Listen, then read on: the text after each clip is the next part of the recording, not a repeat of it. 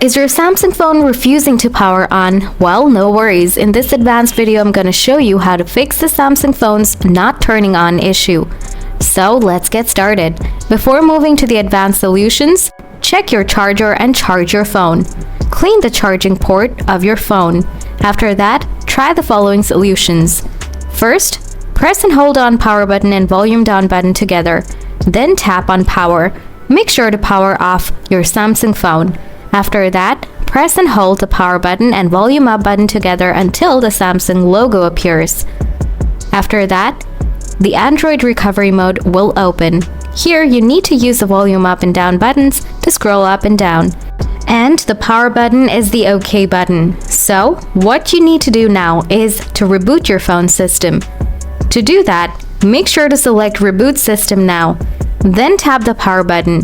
Now wait for a while to turn on your phone. If the above process don't work, it's best to contact Samsung support for further assistance. So guys, hope it helps. If you find this video helpful, don't forget to drop a like. If you have anything to ask, let me know in the comment section below. Thanks for tuning in.